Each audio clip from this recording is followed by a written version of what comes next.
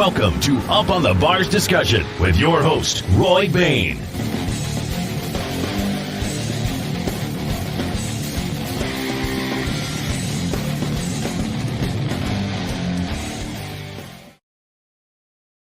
Well, welcome to Up on the Bars on a Thursday night. We're trying to kick off the new year with a steady stream of people on here. And tonight is no different. We got a young man that I met when we were at PRI through another gentleman that I've known through racing, Brayton Laster. PRI was very, very cool in the fact that I've never been there. And literally everywhere you go, there's somebody that's a race car driver or a racer or whatever, and you were sitting there with Brayton and his dad, and that's one of the things I didn't even know you drove till we started talking. Then it's like, oh man, we got to have you on the show too to talk about you. So welcome to the show. Yeah, thank you for having me. Yeah. So we have a little bit of announcements to go over before we get to talking to Michael here. Number one, everybody, if you're wanting to step up your program with your sport mods or possibly your pro stocks with the 3-link suspension, February 11th and 12th, Race Logic Chassis Schools is going to have a school at Ryland Racing. They're going to have Fred Ryland, who everybody knows is a fierce competitor, awesome winner. Ben Baker's going to be there. Wade Cross, who has FX suspensions out of Nebraska. They're all going to be there. They're going to be handing out all the information to help you step up your program and hunt the front. Remember, Race Logic Chassis Schools where winners are made. Second of all, Stephen Blakesley, who helps us with a lot of this stuff, has a website, www.shorttracklive.com. On that page, he's putting up all the schedules. So if you want to go start doing all your racing plans for the 2023 season, go there. You can look at all the dates at all the racetracks as they're coming up. As we went live tonight, or a little bit before we went live tonight, Petaluma Speedway put up their schedule. Last week, we saw Antioch put up their schedule. Also, we are always looking for marketing partners through Up on the Bars and Speed Union TV. If you want to see about adding some advertisement to either one of these programs, you can contact us at media@speeduniontv.com. One of our previous guests, Race for Research, they have a crab feed coming up May 12th. That's at the Hilton Garden Inn in Fairfield, California, so we want to make sure we touch that. February 11th, Tony Nocetti from the Nocetti Group is having their annual crab feed. That's going to be at San Joaquin County Fairgrounds, Building 2. We want to go out there and support him. They're going to have a 5 p.m. social hour starts, then 6:30 is dinner. You can contact 916-370-3647 for all your tickets. Also, Saturday, January 24th, 12 to 4, Stockton 99 is going to be having their awards banquet. Ticket prices for their awards banquet is $30, and it's at the Robert Union Farm Center. So from 12 to 1 is happy hour, 1 p.m. will be lunch, and then they'll be having awards to follow. Then also March 24th and 25th at the Stockton Dirt Track, they're kicking off the Monster Truck Series this year. So they have Monster Trucks at Stockton Dirt Track, March 24th and 25th. So thank you, everybody. Had lots of news to put out there. So now we're going to get in here. We're going to talk to Michael. Michael is talking to us tonight from Ellesmere, Kentucky. That's one of the states that I've driven through. Haven't done a whole lot in, so I don't know much about Kentucky other than that's where he comes from. So, and one of our guys that he may pop in here that we play Xbox with is there from Kentucky too. We always give him grief about being from Kentucky, just so you know. Hey, I honestly kind of get it, knowing some of the people around here. Yeah. Well, it's a beautiful state if you've ever driven through. Yeah, it's an amazing state to drive through. You got some greats. You got the Waltrip family. They came from right there. They're known for some driving, and I know their speedway closed down, but they had a great speedway up there for a while too. Did you ever get to go up there? Oh yeah, I went every year that the Cup Series went there, except for the final year, obviously due to COVID restrictions. I'm still kind of holding out some hope that maybe something will happen, track will be saved. I mean, we did just see Chicagoland get a Supercross date, so I guess never say never. So right. Well, and we're all racers, and we all seen the news this week that Dale Earnhardt Jr., Kevin Harvick, the guy that owns Trackhouse Racing, and Jeff Burton all bought out the Cars Tour Series out there on the East Coast, which I thought that was kind of interesting and cool too. So those guys are starting to help with the weekly racing as well.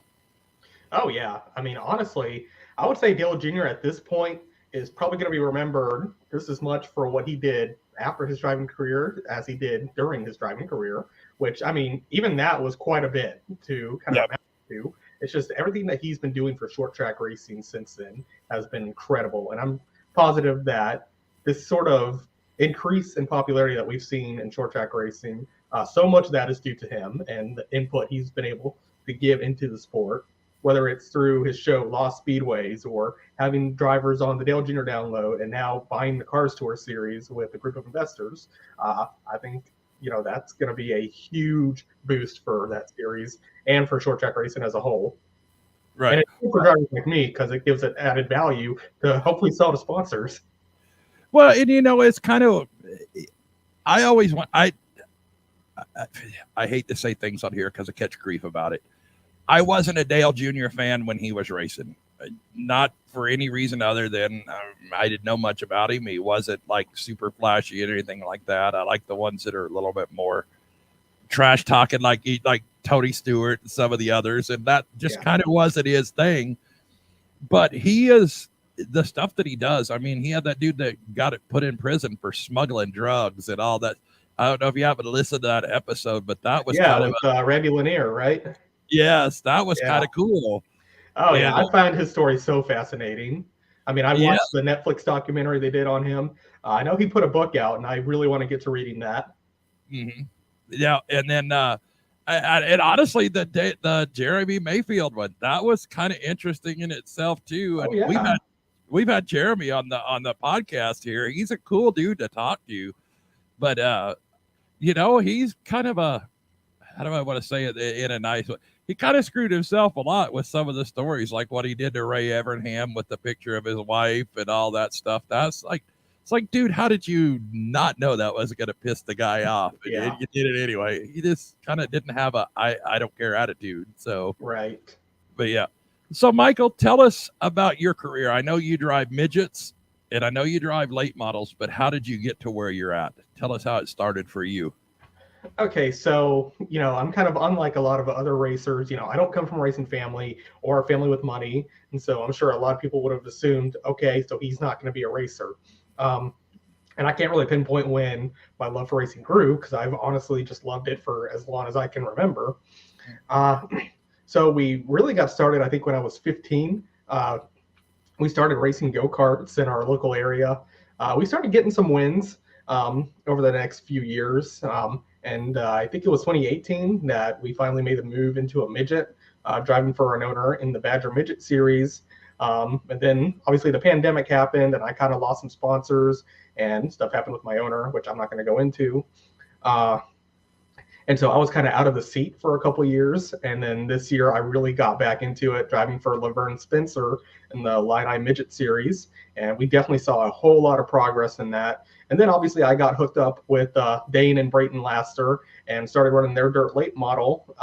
Ran my first race for them at Ponderosa Speedway in July, and that was a lot of fun. I definitely look forward to getting back behind the wheel of that car. I know we've got a few races planned for this year. I don't really know where we're going to go or what kind of tracks we're going to hit. We're just kind of going to play it by ear, I think, and see what we can do. But honestly, that's kind of my whole career in a nutshell right there. Yeah. So going from a midget to a late model, how drastic of a difference it is. And then you were talking about Ponderosa. I've never seen pictures of it or anything like that, but I've heard that's a huge track and it's a hella fast track. I wouldn't say huge, but it is definitely fast. Because, the thing is, it's more of an egg shape than anything. You have the front stretch, which is the only straight part. And then, of course, you go into 1 and 2. And then on the back stretch, it kind of arcs around, kind of like how the Chicagoland backstretch was. And so, of course, you maintain a lot of speed going through there. It was definitely quite a learning curve going from, a small midget, center set, 800 pounds versus a few thousand pounds. Right. you know, it was definitely huge change, especially considering I mainly run the midget on pavement now, and the late model was on the dirt, which, you know, it probably wasn't that bad because I did used to race dirt midgets quite a bit. So it was definitely a big change. It was something that I was honestly barely prepared for because I only found out I was racing basically 3 hours before I hit the track. So, yeah, it was definitely an experience. Yep. Well, hey, Matt Borup, good evening to you too. I think that's how you pronounce your last name. If it isn't, I'm sorry I butchered it. But yeah, I haven't ever seen any midget racing up close and personal till this last year, and we started seeing some stuff. We covered a little bit of racing from Arizona with them on Speed Union TV. And maybe you could tell us a little bit, what do they run in there for a motor? I don't even know what they run for. So it just depends on what series you find. So obviously, if you go to, you know, the USAC or Power Eye or Extreme Dirt Midgets, those are the spec built, you know, open $50,000 motors that you have Toyota pouring hundreds of thousands of dollars in development into. You go down into like the Badger or the Illini Midget series, you're generally looking at the 4-cylinder Chevy Ecotech Mazda motors. You know, it's a lot more cost-effective way to go about it. Mm-hmm.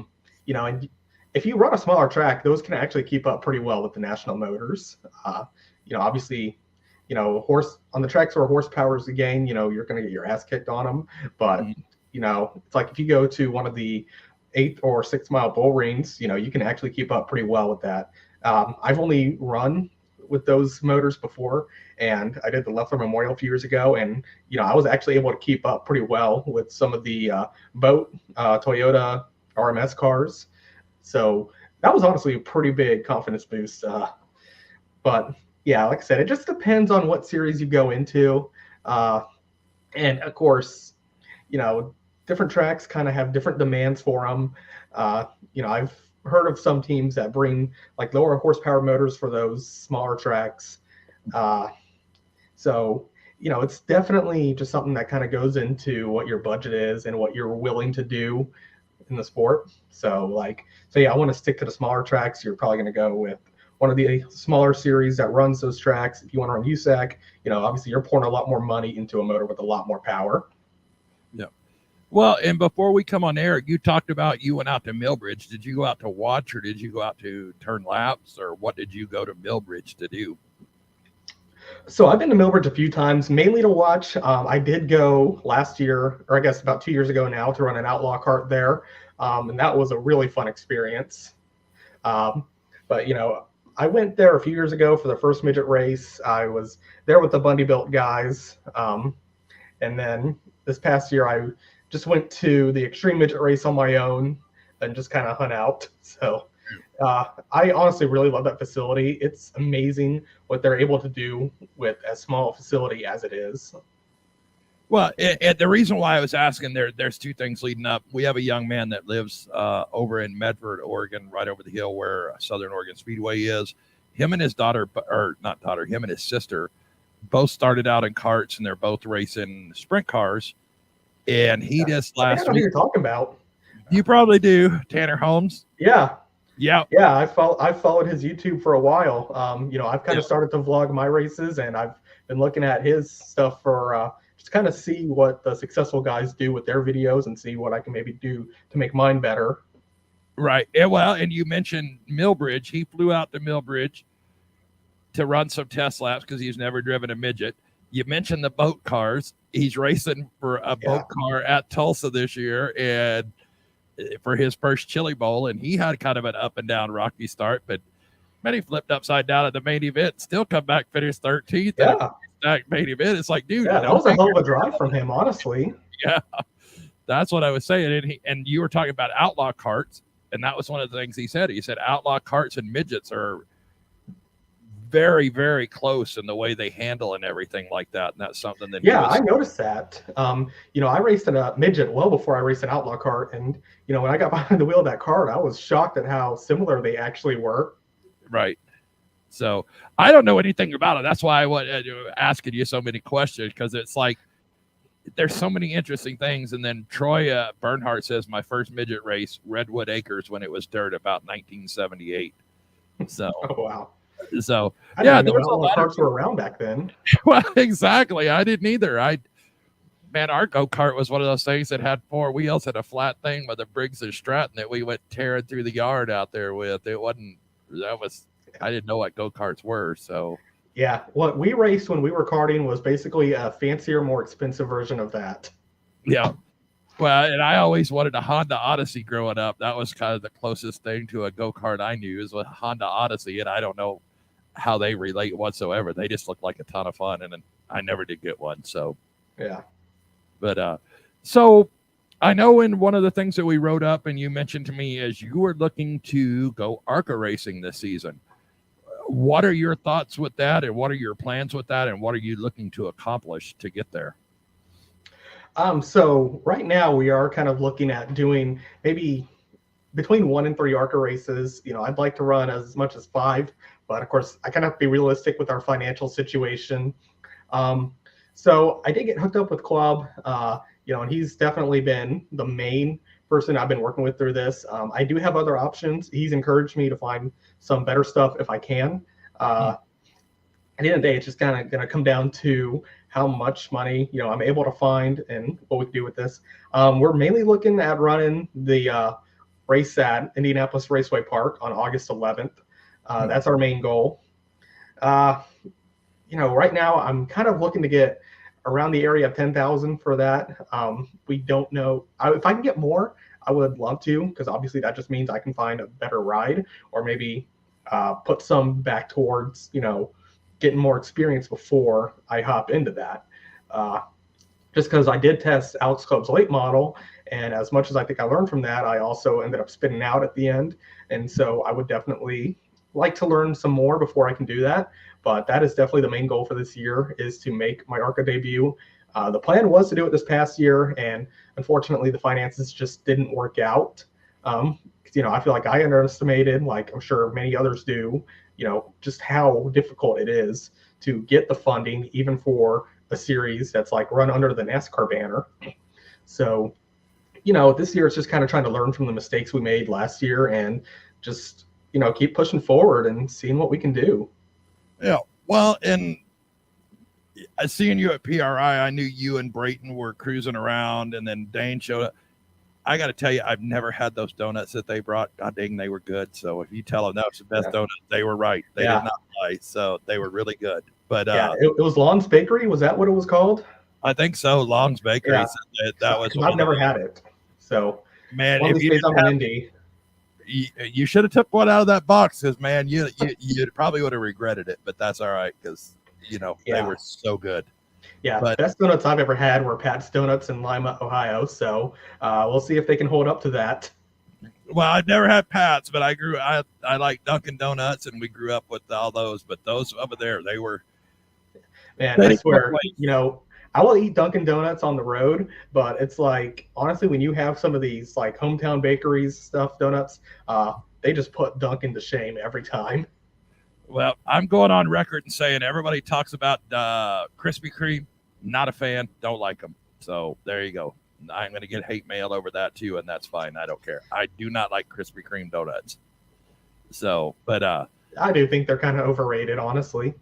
Okay, it's not just me. We're good. Yeah. They're not terrible. It's like I can eat them. They're just never going to be my first pick. No, they're not at all. So I like Dunkin' Donuts, and I'm kind of stuck on those. But those longs were, oh my God, they were good. But where you saw what y'all were doing was reaching out to meet all the people that there and potential sponsors that they had at PRI, like we were. Yeah, we were just kind of cruising around, just kind of hanging out, and also just definitely going around, talk with potential partners. I've definitely reached out to a few from there. Right now, nothing's necessarily come of it, but there's some that we're still kind of working on, and definitely going to be pushing it as hard as we can. The Lassers have been such a huge help to me in the little time that I've known them, and I just really can't thank them enough for that. Well, and I'm going to say something about the Lassers, because when you meet them, you don't think a whole lot. But as far as racing goes, we were standing there talking to Dane, and I was talking with Brayton and you. You could tell how well they were respected in the racing community because, like, Oh yeah, a person stopped over, and I don't know their background. I just happened to know Brayton through Facebook and got him on the show. It really was just kind of a weird thing how that all came about. I didn't even know he was a race car driver. Like I told you, I didn't even know. Yeah. Blasters have kind of really been growing in popularity over the past year, especially Brayton. Obviously, racing ARCA is going to do that, and he also knows how to use social media to its full potential, and that's kind of something I think I'm still trying to figure out. But yeah, they are some of the most generous people I know, and they would give the shirt off their backs to anybody in need, and I'm grateful to know them, and I'm so thankful for all the help they've been. And I'm definitely looking forward to continuing our relationship in the next year. Obviously, I mentioned that we're going to be running the dirt late model again. I think the plan is that I will be running some CRA street stock races too, possibly some asphalt late model stuff with them. I don't know yet. We're still kind of trying to figure out all of that. But yeah, it's just the help they've been has been incredible. And so that's definitely a lot of what was going on at PRI was us going around and talking to potential partners for this season. So I have to ask, because I know they talk about it all. Are you going to drive one of their figure 8 cars? I just have to ask. No. I actually don't think they even have any anymore. I think they sold them all. I like that. That was emphatic. Nope, not getting in one of them. That looks like so much fun, but man, that's putting a lot. I don't want to get T-boned. I don't want to go through every. I don't want to go through every corner with the risk of being T-boned in the driver's side. Yeah, well, and I saw my first one on dirt last year, and there wasn't a lot of cars, but the first one I went to, there wasn't any close calls or anything in the center. And then in the last one, a young lady that Angela Brown, she's a really nice person. Her car kind of stuttered and started falling towards the end, and she got waylaid right there in the center. I was like, I'm glad she's okay, but hey, that's what I came to see. So I finally got to see it. Yeah. So, I don't know. It's fun for the fans, but it's like for the drivers, it's like, hell no. Yeah. Well, and I'm not even going to say that. The drivers that drive the figure 8 races, they have a different mentality.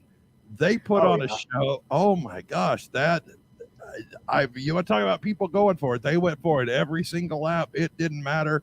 Had one guy hit the tire, pushed it halfway around the track, never lit up till he finally jumped over it. It's like, there you go. They're not letting up for nothing. So it was very intense. Oh yeah, those guys are a different breed, and I am not one of them. Well, it's you driven midgets. I don't think I would ever do that. Number one, at just whatever. And same thing with sprint cars. I don't think I would ever get in a sprint car. I have zero desire. Yeah. I don't know why. Yeah, maybe it's different for me because I grew up loving those. So yeah. Well, I'm not opposed to them. I like watching them just like anybody else, but I just have no desire to get in one of them. And one of our friends has a 410, and I worked with them in the pits, and that's the closest I ever got to. I didn't even know how to change a tire of it on one of them until then. I found out it's like not very hard, but if you don't know what you're doing, there's a lot to it. So, oh yeah. But have you got to drive a sprint car yet, or is that on your bucket list? I haven't yet. It's definitely on the bucket list. I've been talking with a couple teams about this year. I don't know what's going to come of it because obviously I'm mainly focused on getting the ARCA stuff going. But if the opportunity comes to drive a sprint car, I would absolutely love to do that. I've always been a huge fan of the World of Outlaws and USAC sprint cars. So getting the opportunity to get in one of those machines would just be a huge dream come true for me. Yep. Well, with Eldora coming up, there's going to be sprint cars coming out of the woodwork this year, I think, that we've never seen or heard of before with the Eldora. I think they're doing $1 million up there this year for the sprint cars. That's actually very kind of cool. Oh, yeah. So I know that is really cool. I think I seen where Jonathan Davenport's driving one for the first time this year. Oh, maybe. Really? Yeah. So yeah, I didn't hear about that. And then I don't know. A buddy of mine did an interview with Tim McCready up there out of New York. I didn't know he raced the Chili Bowl and did all that stuff. And well, he's back there this year. Yeah, so. He's won the Chili Bowl before. Yeah, I didn't know that. So it was like, wow, that's kind of cool. So That's. Oh yeah. I feel like Tim McCready is a severely underrated driver. I mean, people don't understand just how versatile he is. I mean, he can hop in a midget, a big block modified, or a dirt late model, and he will have a shot at winning in all of them. Well, and it's funny. I talk about it all the time with Tim McCready. The very first time I went to a dirt race was in Canandaigua, New York. I was recruiting for the Navy up there, and we were driving home from Walmart, and I saw the sprint cars in line to pull into the track because I lived right by the track. And I was like, told my wife at the time, I said, let's go check this out. So we went over there. I've been addicted ever since. And that's Tim McCready and his dad were both racing modifieds there, the big block modifieds that night. And then when I went to Eldora and caught that, that's the year that Tim McCready won that, when he drove up in the pickup and trailer instead of a regular hauler and all that stuff. And I actually talked to him quite a bit in the pits and didn't realize that's who that was. So it was very cool. And, he kicks ass at anything you get into up there. Oh yeah. That's my favorite type of racer, is the guy who can hop into any kind of different vehicle and contend in that, because, that just shows, how impressive someone's ability is when they're able to do that. So tell me how the ARCA dream came about. Where did that come from? I mean, is it just something that you said, hey, I want to go do this? Or were you watching somebody else do that and decided that's the route you wanted to go? The main thing is that, I'd still love to get to NASCAR at some point and do one of those. And obviously ARCA is the first step to that. And I've also kind of built a sort of, attachment to the series, because this is the first series I really got to work in the sport in. I did that through UNOH and their race club program. They hooked me up with Max Force Racing. So I worked for them for a little bit and then moved on to Wayne Peterson Racing. And then I spent a few years at CCM Racing, which was honestly best team I've ever worked with. Was Eric Caudell's team. Took some time off and then eventually came back working with Club this past year. And, so just kind of having that sort of attachment to the series based on all the time I've spent there, I think is definitely helping with that. I've heard it's probably best if I try to get into the truck series as soon as I can after that, but I feel like I would probably want to spend a little bit of time in ARCA before I move on to anything, within NASCAR, top 3 series. Yep. And also ARCA was actually the very first race I went to. I think it was the 05 race at Kentucky Speedway. It was the one that Aaron Crocker almost won. That was really cool to see. I'd never heard of her before that, but obviously I could tell just from her car, that she was associated with Ganassi. And obviously knowing later on her sprint car success, it's like you just kind of build that much more respect for her. Yeah. So Troy Bernhardt wants to, have you ever raced a dwarf car before? No. Yeah, they don't really have those around where I'm at. Right. Well, and that's out here. We race the dwarf cars on dirt. They're real close to the Legends cars, but not really. Yeah. They're one of the favorite classes I like to race because they have the old, like 32 style bodies and stuff on them. And it never fails. It's the biggest dude in the group's the one that comes crawling out of those cars. It's like, how the heck did you even get in there? Oh, yeah. Crazy. So. Yeah, I've actually never seen a dwarf car in person, I don't think. Yeah. They're awesome. I like to watch them race. Yeah, I've really only heard of them out from the West Coast, so I think maybe that's why. I don't really think we have those on the East over here. Yeah, I don't know. That's it, and you've experienced this, I'm sure, just by what we're talking about. Racing on the East Coast and racing on the West Coast is different. Racing in the Midwest is different than racing on the East Coast and the West Coast. So it's kind of like when everybody asks you, well, what kind of car do you run? Well, I run a Pro Stock. Well, what is that? And it's like, well, it's like an old late 90s or early 90s late model before it got super expensive to go racing. So they're 3-link steel shock, steel block motors, things like that. And they look like late models. They kind of act like late models, but they're not. It's kind of interesting. So, and that's what I race. So, but I know they have them out there with one of the series. I want to say Wissota has something very similar with the Wissota cars. Oh yeah, there's a few different series for that.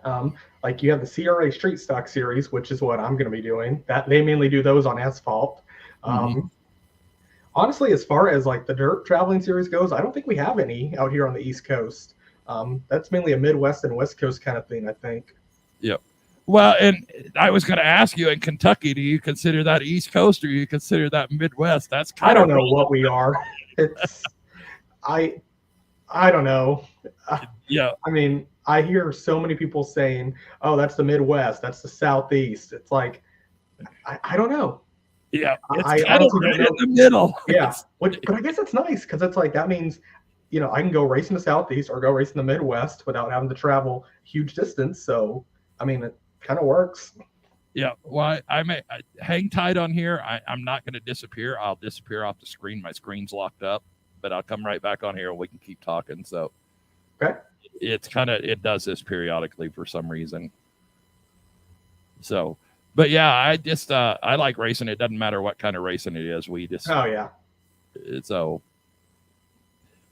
but let's see if we can get this to stop freezing up. It's froze up on my end. It may not be froze up live. I don't know. So, No, I mean it's looking okay to me. Yeah, it's just my computer. It's just silly. Yeah. But yeah, I don't understand how there's so many people who are like, "Oh, this form of racing is better than this form of racing." Because I mean, I know plenty of people like that out here, and it's like, dude, it's all racing. Why can't we just enjoy it? Well, I have a friend that's the same way. He's like, I hate sprint cars. I hate sprint cars. I hate sprint. It's like, dude, it takes all forms of racing. Just like them all. Be glad that somebody hates sprint car racing. That's what I've never met a person who hates sprint car racing. You haven't been on the West Coast because there's a distinct line out here on the West Coast. Oh wow! Love sprint car racing, and others that hate it. So yeah, because see, that's completely foreign to me. Then yeah, so it's different. So, but how old are you? Just out of curiosity, I had to ask that question. 25, so a little bit older than most people getting into it. I kind of think it can be an advantage in some ways because it's like I feel like being more mature. It definitely plays a hand in success behind the wheel. But obviously there's kind of the stigma around it. I think, that you need to be 16, 15 to get into ARCA and stuff like that. So, yeah. Oh, he disappeared.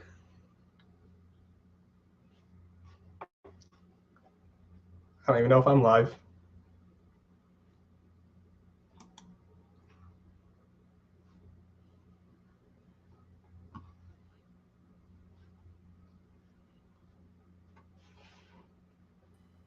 Sorry about that. I'm back. Sorry. Yeah, no problem. Froze up. So, but no, I was just wondering about your age because I know everybody's looking for the next 15-year-old superstar to come along. So that's not me. So yeah, well, it's not sorry, everybody. I'm 52, so I'm over the hill. I'm washed out, and then I don't know. We just got the news today that Kevin Harvick's retiring after this year. Yeah, and I kind of saw that coming. Honestly. Yeah, he's hinted at it for 2 years, so it was kind of interesting. Tony Stewart retired early, but he's moved on and he started drag racing. So it's like, screw it, I'll go do this. And then you got Carl Edwards, who just he just disappeared overnight. He didn't even give no notice. He just said, screw it, I'm going home. Yeah, it's amazing how low of a profile he's been able to keep. I actually saw somebody posting a video from Flow Sports. And it turns out he's competing in Brazilian jiu-jitsu competitions now, like professional Brazilian jiu-jitsu competitions. Well, that doesn't surprise me. And I used to laugh when somebody would always want to go start a fight with Carl Edwards. It's like, you do realize that he's just going to whoop your ass. You do. Oh, yeah. That. It's like, that dude is probably one of the most in-shape drivers in the sport that I've ever seen. It's like, probably one of the few you probably don't want to go mess with. Just saying. Oh yeah, I wouldn't pick a fight with him ever. Yeah, and but I mean, he's also one of the nicest guys in the garage. So, or he was one of the nicest guys in the garage. He's just kind of one of the nicest guys now, I think. But yeah. Well, and for everybody that tunes in and listens to me all the time knows what I say about Kyle Busch. We were talking off air, and he was talking about going to Millbridge. And he got to meet Kyle Busch. Tell us about that, because that was like, we were just talking about this before we went on air. It was just kind of a brief encounter, but he was talking with my car owner, and so I was just kind of there. And I asked him for some advice and on the lineups and stuff like that. And he was very polite. Really nothing negative to say about that. And I've seen him being capable of doing good things too. Even away from that. So it's like I kind of feel like you kind of have to take this and be like, this guy is a completely different person on the track than he is off the track. I mean, I think that's the case with a lot of different guys. Well, and that's what I always say all the time. Probably one of the most talented drivers in NASCAR that's come along. Very, very, very talented.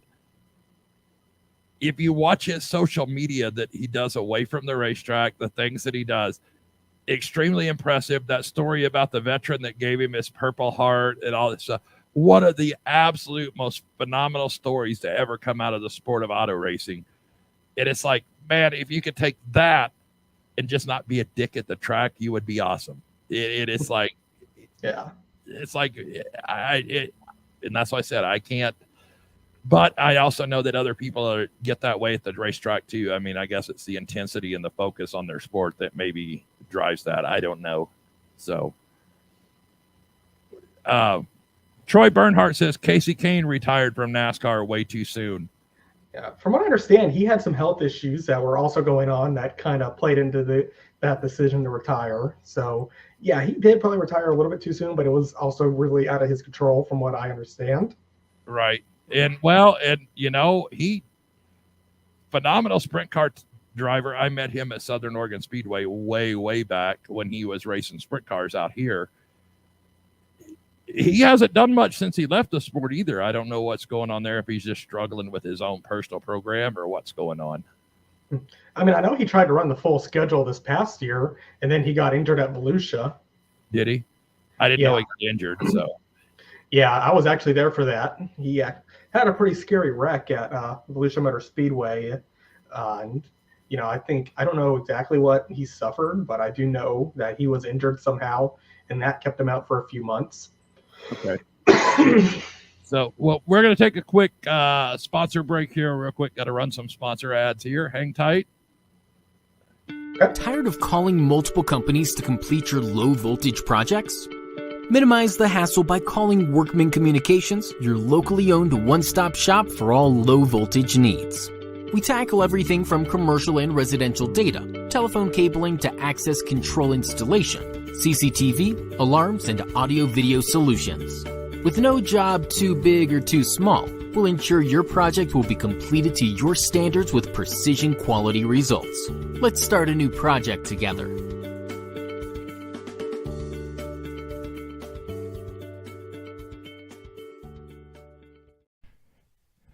Thank you, Jerry Bryant of Jay's Mobile Welding and Fabrication, for all you do to support the Tri-State Pro Stock Series and myself.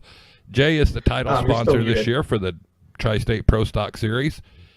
Jay owns a welding and fabrication business in Sacramento, California, can do all kinds of welding. If you need some welding repairs done in your car at the track, he usually has a welder available in his track. He also provides sheet metal to racers, so if you need any of these services, contact Jay at Jay's Mobile Welding and Fabrication. Yeah, well, and Troy got into one subject that we want to bring up. We were talking about the Chili Bowl, and I want to take a moment and say just what Troy said. Prayers for Ashton Torgerson. Great young racer, great young kid from everything I know about him. He had a very, very fortunate violent crash last night at the Chili Bowl, and all signs sound like he's in very good health and is going to walk away from that very well. And we got to give a shout out with that. And that was an unusual situation. If y'all haven't heard what happened or whatever, I'm not going to encourage you to go look at videos or whatever. We're going to talk about it a little bit. He got involved in a flip and something happened with his seatbelts and he ended up being ejected from the car. Said no injuries, no broken bones, nothing like that. Maybe a partial brain bleed. It seems like everything's well with that and back under control. I'm not even going to speculate or say what I think was wrong or what happened, but I'm going to ask you, and Midgets, the best scenario I heard is somewhere during the flipping or something like that, maybe with the arm restraints, it caught the latch on the seat belts or something like that. I've driven a race car, never thought about it, and I think you talked about it off air. You haven't seen that either, but that makes more sense out of anything that anybody said about what happened in that particular situation. Yeah. First off, I would just like to say that definitely sending continued prayers to Ashton Torgerson and his family for speedy recovery from whatever injuries he suffered. You'd never like to see anything like that happen. Frankly, that was one of the most horrifying things I have ever seen live. That's something that's probably going to stick in my mind quite a bit for a while. Yeah, I would probably say that's probably one of the more likely theories on it, but I really don't want to speculate too much on it either. But I just simply can't think of many other things that could have possibly happened with that. I do understand how it could happen because, obviously how it works with those is obviously you have a 5-point harness in the sprint cars. You got the 2 on the side, the 2 over the shoulder, and the crotch strap. And what we usually do for those is there's a loop at the bottom of the arm restraints, and they go through the crotch strap, and then you put the rest of the harness on, and it kind of keeps it on over them. And so if it's kind of put over it, I could definitely understand how that could trip the mechanism to release it. But another thing to keep into mind is the Chili Bowl rule book honestly isn't that stringent. It's fairly lax. It's barely, from what I understand, like a paragraph long. So I don't want to say they did this because, you never know if something catastrophically went wrong or something wasn't installed right. You just never know. Only maybe the team and the family knows. And, I think it's best to honor their privacy with that. So I don't want to speculate too much on what could have happened. I know those are possibilities, but I also don't have a lot of knowledge in how that can happen because we very rarely see that. Because I know whenever I'm going racing, the first thing we do is we make sure my belts are as tight as they can get. Because that's what that is. The last thing you would want.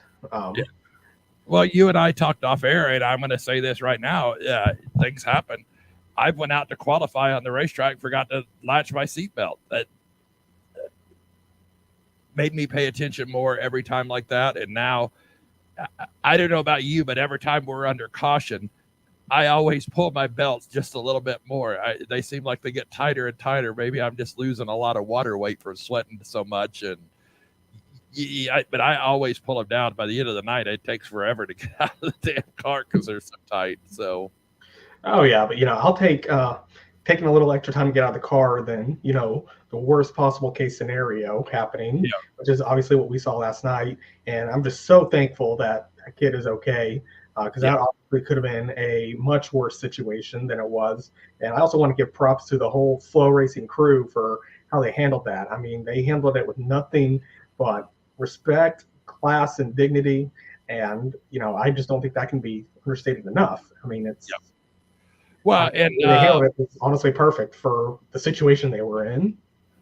I didn't watch the stream. I don't have Flow Racing. But everything I said seemed that they saw something was going on and were immediately on a different car before anything ever actually happened. So it wasn't even. Oh, yeah. So, and that's something that when we stream, we have a camera that covers if there's a wreck. We have a camera that covers the wreck. It stays with it. And then the other 2 cameras we're using are on the rest of the field. So we always have something to go to because we don't like to show anything until we know what's going on. Because of course you don't want that to happen. And that's something that NASCAR's taught us with the Ryan Newman incident. And just like this, that's clearly some of this thing. Family members watching at home and see something like that. That's classy, disrespectful. And other people don't need to see that as well. Yeah, because I mean, like I said, I was watching it live, and I saw it as it was happening. And like I said, that was probably the most horrifying thing I've ever watched, at least on television during a race. I was in the stands when Ryan Newman wrecked. So I would say that was probably quite a bit more dramatic, in that sense, just in the fact that I was there and the car actually landed right in front of me, so that was that was very haunting. But this year definitely compares to that.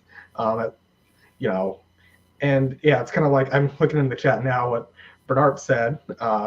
Yeah, they definitely need to try and learn from this. They need to see what happened and what can we do to prevent this from happening again. I mean, yeah, I know the kid's going to be okay, but it's like, are we going to do this? Are we going to make sure that it doesn't happen again, or are we just going to allow it to continue on until someone does get killed from this? Yeah, well, my crewman, my deaf crewman's on here. He says, "Hi, Roy. Guess what? Captioning's working tonight. So closed captioning's working. It didn't work for one of the episodes. It's like, man, I didn't even know we had it till it started working. I didn't know it was an option. So I didn't know what we were doing. But one of the things we're doing tonight, we're giving our first giveaway on the show tonight. We have a hat from Winning Attitude Motorsports and Lyle Hopper. And I'm going through the comments. Troy Bernhardt, you're the guy that won it tonight. So if you can message me your address, I will get it to Lyle, and he will send you a Winning Attitude Motorsports hat. So just reach out and drop us a message or drop your address so we can get it mailed off to you. So, but anyway, yeah, we're going to start. That Troy's already got it. So, but yeah, so we're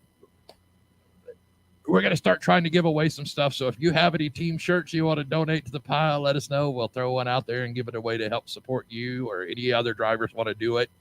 Let us know. We're trying to do some stuff this year for Up on the Bars to make it a little bit more. We're working on putting together a new kind of a virtual background behind us, and Mark at MTFX Graphics made our sign here that you can see behind us. So got to give a big shout out. I like that. Yeah. That's actually kind of the style that we're going to do our pro stock. It's going to look a lot like this. And I know you can't see it in the picture, but he actually took the purple on the roll cage. My chassis is painted like fire mist purple. And he's actually, if you can see that up close and personal, it has the purple roll cage in underneath all of that stuff. He did some pretty intricate stuff with that. So very cool stuff. So nice. Yeah.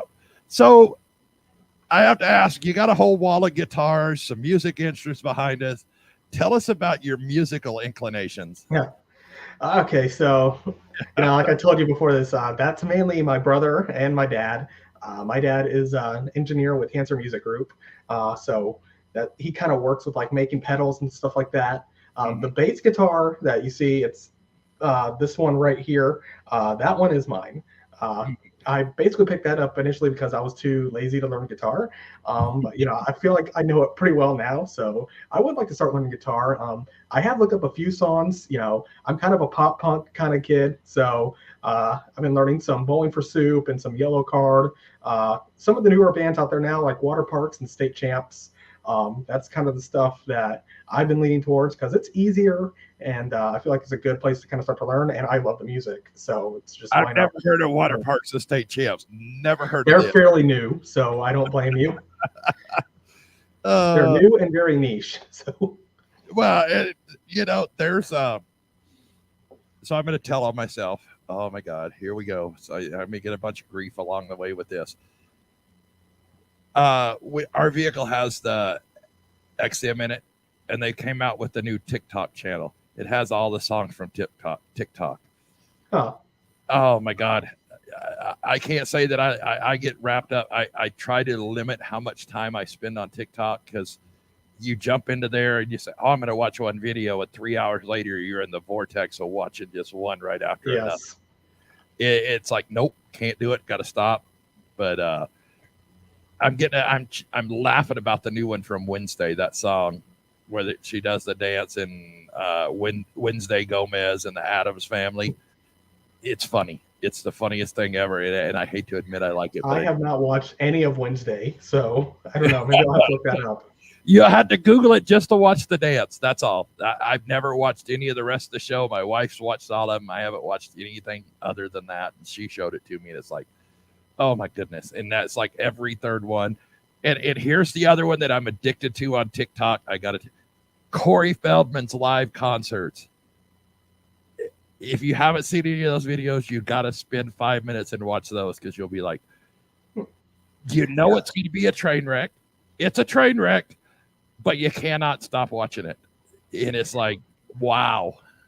Yeah, I've heard of him, but I don't think I've ever watched any of his stuff. He's had a horrible life through Hollywood. I mean, it's if you do some research on him here, his buddy Corey Haim died of a drug overdose, and wow. All I can say is they need to hire him for the halftime Super Bowl. I guarantee you it'd be the highest ratings ever because you cannot turn away from it once you start watching it. So, but no, I grew up in the 80s. I grew up with heavy metal and country music. It went from one extreme to the other. Huge George Strait, Hank Williams Jr. fan, huge Motley Crue fan. So there you go. It's nothing wrong with that. One extreme to the other. Well, I appreciate you taking up all the time tonight. Is there anybody that you want to thank tonight as far as sponsors and things like that to where you've got to so far? Yeah. So, I will definitely thank Better Blend. They just announced that they are going to be coming on board this season. K1 Race Gear has been a partner of mine for 3 years now, and I've been very proud to represent their brand. Obviously Dana and Brayton Laster for giving me the opportunity to run stock cars. That's something I've always wanted to do, and just kind of get that opportunity is awesome. Yeah. Well, K1, I got my new driver suits K1, so there you go. They're a great brand, and they're growing big time.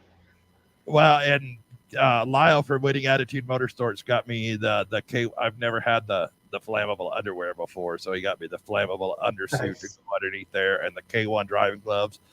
I got to tell you, they're extremely comfortable. I've never driven with them. They're way comfortable. Troy Bernhardt wants to know, what driver do you look up to the most, or your hero as far as drivers go? Oh man, I've got a few. Let's see. So growing up, I was a huge fan of Dale Earnhardt Jr. and Tony Stewart, at least on the stock car side. Tony Stewart, you can kind of put him in the open wheel side too. Dale Jr., I just kind of loved the family history he had. And, I don't know, there was just something that kind of gravitated me towards him.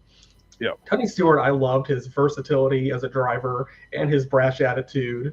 And I was also a huge fan of Michael Schumacher growing up. It was like Sunday mornings, I would wake up to watch Schumacher go in, and I would love it every time. And also, of course, now I would probably say I definitely look up to Kyle Larson a lot, just simply because the dude is a wheelman. I mean, what more is there to say? I mean, he can hop in a dirt late model or a sprint car or a midget or a cup car, and he'll win. So, yeah, he's definitely one of the biggest guys that I look up to now, I would say. You just talked about something. Growing up, I grew up on a farm in New Mexico out in the middle of nowhere. 4th of July, they always had the Firecracker 400 on from Daytona. It was one of those things that we always went and watch. I always watched that on Saturday. I always loved watching the stock car racing. I could have never told you a driver. I didn't know any of them. I just liked to watch it for some reason. Then I would occasionally see an IndyCar race and thought they were pretty cool to watch. But I guess I was kind of a casual fan. Then, like I said, I got into the dirt racing, and it's opened up. And now I've started into all of what we're doing now. It is, man, I never expected to be immersed into what we're doing now. But I got to tell you, some of the drivers that were out there, and wasn't a huge Jeff Gordon fan through a lot of it, but his last 4 or 5 years, when he got out of his, I don't know what to say, clean-cut personality, whatever, he actually turned out to be a pretty cool dude to watch at the racetrack, because he was smart enough he could talk trash without you realize that he was talking trash. And I always thought that was kind of interesting towards the end of his career. He kind of got out of his routine and just would say what was on his mind. Yeah. I think every driver does that toward the end of their career. I mean, we've even seen it with Kevin Harvick. I mean, he was really brash and, kind of a menace in his early days, and then he kind of mellowed out for a little bit. But the past few years, he's been, kind of back to how he was in his early days. Yeah. So, and I've had Kenny Wallace on the show. That dude is a hoot to talk to if you ever get a chance. He's a hoot. And I enjoyed talking to him immensely. And then I talked to a few people that are out of it, like Kevin LePage, and I've talked to Ernie Irvin on here. Both great dudes to talk to on the show. Had a ball talking to them. it makes me wish I would have followed their careers more and knew what they were doing. And then we had Greg Anderson on from NHRA. I got to talk to him in person up at PRI. That was another one that was really cool and all that. Did you see Max Pappas while you were there? Oh, yeah. I talk to him pretty much every time I go to PRI. Yeah. He was. So after what I saw at PRI, because Tony Stewart was there the first day, that I couldn't imagine what it's like to be in their shoes. So that's why I've kind of calmed down on what I say about Kyle Busch. Is Tony Stewart, they did the breakfast at 7:30 in the morning, and he made it clear, it's like, dude, I don't get up at 7:30 in the morning. I'm lucky I'm here. He talked with Ralph Shaheen for probably an hour there. And then I saw him periodically throughout the day there, and he was always being interviewed at a different station, different this, different that. He was getting pulled in about 100 different directions. It's like, I couldn't imagine what that guy was going through that day. It was like, dude, I talk once a week, and it's like, I could imagine you talk. She done 5 of these in the last 2 hours. Yeah, it's like, I kind of don't understand all the grief he gets. I mean, I understand there's been times where he's crossed a line, but it's like, he gets pulled in so many different directions. And I mean, it was at a sprint car race several years ago where he was talking with the crew chief of his sprint car, and some fan literally just walked up pretty much right up into the trailer and started asking for an autograph. And Tony was kind of like, I'm kind of working here, right? Yeah. And he kept kind of pushing. He said, dude, I'm busy. Go over there and wait, and I'll sign it for you. And the dude just walked off in a huff. Well, and he did. He was gracious enough. He talked to me for about a minute and a half, 2 minutes. And it was like, I got the really cool Tony Stewart there. He was not a dick. So, I mean, and that would have been the day to do it, because he was getting drug in every which direction. Yeah, I've met Tony several times, and it's always been positive with him. Yep. So, well, maybe I need to get to know you better. Maybe you can help us find some of those guests out there, because I don't even know how to get hold of these people. You go to the track, you've seen them all. I don't necessarily know all of them well enough, I don't think, but you've seen them. You got closer than I did. That was the whole deal about going to the breakfast. We flew in that first morning. I didn't get the motel room till 2:30 in the morning, East Coast time. I slept for about 2 hours, and then we got up, went over there, man, about 1:30 that day. I was like, I'm going to the room and taking a nap. I'm freaking exhausted. I'm done. And I drive truck for a living. For me to say that, it was bad. I was tired. So Troy, I'm not going to disagree with you, but I'm not going to draw to that. So we're not going to get into the bashing. I agree with you, sir. We're not talking anymore about that. So yes. I will say that I've gotten to hang with Bubba a few times, and every time he's actually been a very nice guy. So that's just from my experience. I like I said, not saying it anymore. We're going on there. Yeah. The one I've always been a big fan of, and I catch grief, and I'm saying it. My driver has always been Danica Patrick, and I get a lot of grief about it. So there's nothing wrong with that. Well, and that's one of the things we talk about out here. We know you're talking about Aaron Crocker. We need more ladies in racing. I support any one of them. So you're following asphalt racing. I'm going to ask you, what are your thoughts with Haley Deegan moving to Thor Motorsports this year? I definitely feel like it could be a great opportunity for her. I kind of feel like DGR may not have had all the opportunities that maybe she could have had. And so now kind of moving to this established team where she also has a lot of veteran support from drivers like Matt Crafton and Ben Rhodes. I think that's going to be a huge help for her. We can maybe see her make a playoff run this year. I don't know. But I do think she is going to be doing a lot better than she did over at DGR. Yeah. I'm a fan of Natalie Decker too. If you get a chance to watch her YouTube stuff, she's funny and crap. That girl is funny. Her and her boyfriend. That's YouTube. Oh, she does a ton of YouTube, Twitch. They do gaming Twitch shows. Dude, I guarantee you, if you can't laugh at those, something's wrong. That's all I'm gonna say. It's priceless. So, but no, that's big time with that. And then I don't know. We got a young lady out here on the West Coast that's making a story at the Chili Bowl this year. That Jade Avedizian, or I can't even pronounce her. Oh yeah, she's really good. Yeah, and then Who's the young lady that finished second in her main event the other night? Kylie Bronson, or I think maybe. Oh, Kaylee Bryson. Yes, she put on a great run the other night too. So, and I read a little story. Like I said, I haven't been following it. There's a ton of ladies that are racing there this year. So. Oh yeah. So. Well, I appreciate you giving up your time on a Thursday night. I know there's not a lot going on Thursday night, but I know you're always working when we talk and message back and forth. So, what do you do? What do you do for a day job? I literally just work at a Menards. Okay. Yeah, it's nothing to shout about. I'd like to be doing something different, but right now it's just kind of that's what's, I've worked there for a few years now, and that's just kind of what's open to me. For people that don't know what Menards is, it's Walmart basically for home furnishings. They're humongous stores, or I would say home repairs, whatever. Great store. So, but anyway, all right. Well, I'll let you go. And then Troy said Amber Balkin is good too. Oh yeah, she's pretty good. She's improved a lot over this past year. Yep. So there you go. We got the ladies are coming in. So let's all give them a cheer and good luck on getting your ARCA ride. Like I said, if we can help get the word out for you, that's why I wanted you on here. No problem. You're always welcome to come on here and talk about things you got going on. If you got a 5-minute thing, we'll find a spot for you to get on and talk about it. So sounds good. Anyway. All right. Well, we appreciate it, Michael, and you have a great night. Thank you, everybody, for tuning in. Troy, send me your address so we can get you a hat sent off to you. So thank you, Michael, and have a great night. Hang tight when we go off air. All right. Thanks for having me on.